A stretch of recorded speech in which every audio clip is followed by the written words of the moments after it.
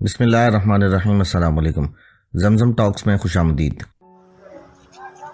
دیکھیں، میں جو پہلا امپورٹنٹ ایشو ہے وہ یہ ہے کہ جو اسلام آباد کے پورے اسلام آباد اور وفاق کے لاکھوں مقدمات سننے والا ہائی کورٹ ہے، اسلام آباد ہائی کورٹ، اس ہائی کورٹ کو ختم کرنے کی سازش ہو رہی ہے، اس لیے کہ ہر رنگ کی بیوروکریسی کی گریبان پہ ہاتھ پڑا ہے۔ جب سے یہ ہائی کورٹ اللہ نے مجھے اعزاز دیا تھا، 2010 میں یہ بنا تھا، اس وقت سے ان کے اوپر ایک چیک آ گیا۔ خاص طور پہ جو جسٹس بابر ستار صاحب کی ججمنٹ آئی، اس ججمنٹ کے بعد اس ہائی کورٹ کو ختم کرنے کی کوششیں تیز کر دی گئی ہیں۔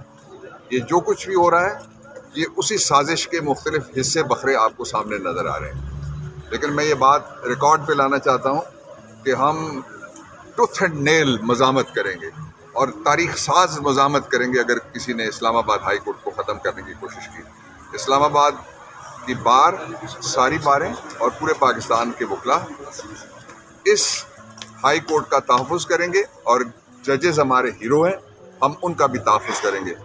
اور یہ المیہ ہے کہ اسلام آباد کی انتظامیہ وہ ساری کی ساری لگی ہوئی ہے جو حکومت کے اور اس کرپٹ راج کے مخالفین ہیں، ان کے پیچھے سارا اسٹیٹ کا ریسورس وہاں پہ زور لگا رہا ہے، اور اسلام آباد میں جو لوگوں کے حقوق کو پروٹیکٹ کرنے کے لیے آرڈر کرنے والی جگہ ہے، وہی پروٹیکشن سے محروم ہو گئی ہے، اور آپ دیکھ لیں کہ کیا صورتحال سامنے آئی ہے۔ دوسرا جو امپورٹنٹ ایشو ہے وہ یہ ہے کہ پاکستان میں آپ نے دیکھ لیا کہ اس گورنمنٹ کے پاس کوئی پلان نہیں ہے جس کے ذریعے سے وہ کوئی میثاق جمہوریت کے بعد وہ میثاق معیشت کہتے تھے، اور اس میثاق معیشت کا سب سے بڑا ثبوت یہ ہے کہ ایک ایسے محکمے کی میٹنگ میں چوتھی بار وزیر اعظم بننے کا خواہشمند بیٹھا ہے، جس محکمے کی میٹنگ میں اپروول دی گئی ہے سوٹو سے کہ جو 350 بلین روپے کا ہمارا والٹن ایئرپورٹ ہے لاہور کا،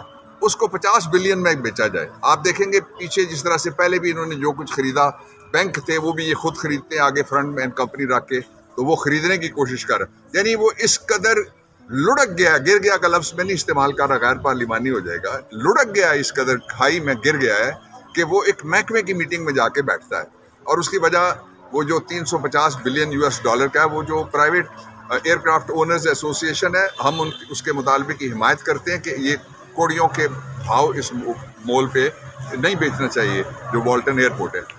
تیسری امپورٹنٹ بات وہ یہ ہے کہ مجھے امید ہے کہ جلد سپریم کورٹ آف پاکستان میں فل بینچ بنے گا، اور مجھے ساتھ یہ بھی امید ہے کہ یہ فل بینچ روزانہ کی بنیاد کے اوپر سماعت کرے گا، اس لیے کہ ججز کے لیے پاکستان میں ماحول غیر محفوظ ہوتا جا رہا ہے۔ جو لاہور ہائی کورٹ کے ججز ہیں، فاضل ججز، جن میں خواتین بھی شامل ہیں، اسلام آباد میں بھی خاتون جج بھی شامل ہیں، اور پھر باقی جگہ کے اوپر بھی یہ دھمکیاں اب آ رہی ہیں۔ یہ دھمکیاں کہاں سے آتی ہیں، یہ دھمکیاں کون دیتا ہے، یہ فوری طور پہ پروب کر کے حقائق قوم کے سامنے رکھے جائیں تاکہ یہ وسپرنگ کمپین جو ہے وہ ختم کی جائے۔ اور آخری بات یہ ہے کہ پاکستان میں دنیا کی تاریخ کا سب سے بڑا اور بدترین کریک ڈاؤن سوشل میڈیا کے اوپر آیا ہوا ہے، اور شرم آنی چاہیے، حیا آنی چاہیے، غیرت آنی چاہیے اس گورنمنٹ کو جو کھڑے ہو کے یہاں پہ یہ کہتی ہے کہ سوشل میڈیا پہ ہم نے باہر کہتی ہے ہم نے پابندی نہیں لگائی، اور پھر انہوں نے آپ کے اوپر پابندی لگا دی ہے۔ ہم اس پابندی کو بھی نہیں مانیں گے۔ اس ساری صورتحال میں سے نکلنے کا صرف ایک راستہ بچا ہے۔ یہ تو آپ نے دیکھ لیا، یہ گورنمنٹ ریسٹور نہیں کر سکتی اکانومی، یہ اعتماد بحال نہیں کر سکتی، اس لیے کہ 336-40 کی اسمبلی میں 17 سیٹیں، کوئی کہتا ہے 25 سیٹیں، آپ 26 لگا لیں، 26 سیٹوں والے بیٹھے ہوئے ہیں جب حکمرانی کے لیے، جہاں 171 سیٹوں کی ضرورت ہوتی ہے، تو یہی حال ہونا ہے۔ اس لیے فوری طور پہ نئے انتخابات کا اعلان کیا جائے۔ نئے انتخابات نئی امید لے کے آئیں گے، نئے انتخابات عمران خان کو لے کے آئیں گے، اور نئے انتخابات پاکستان کے لیے ایک تحفظ کا ماحول لے کے آئیں گے۔ ورنہ یہ جو علاقائی جنگ ہے، اس میں لوگ دھکا دے رہے ہیں آہستہ آہستہ۔ آپ کچھ چیزیں میں نہیں کہنا چاہتا، لیکن میں اشارہ ضرور کرنا چاہتا ہوں کہ جو مڈل ایسٹ کی جنگ ہے، اس میں مغربی طاقتیں پاکستان کو ملوث کرنے کے لیے لگی ہوئی ہیں۔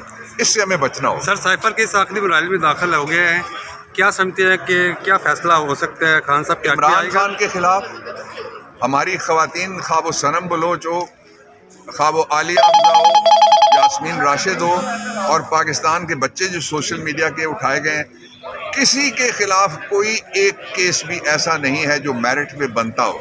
ये सारे केस पाकिस्तान के निज़ाम इंसाफ के लिए निज़ाम शर्मिंदगी, और ये एक सितारा स्याही है जिसको फौरी तौर पे स्याही को धोना चाहिए। बहुत शुक्रिया। वीडियो को लाइक करें, शेयर करें और कमेंट सेक्शन में अपनी कीमती राय से ज़रूर आगाह करें, और हमारे चैनल जमजम टॉक्स को सब्सक्राइब करना मत भूलें।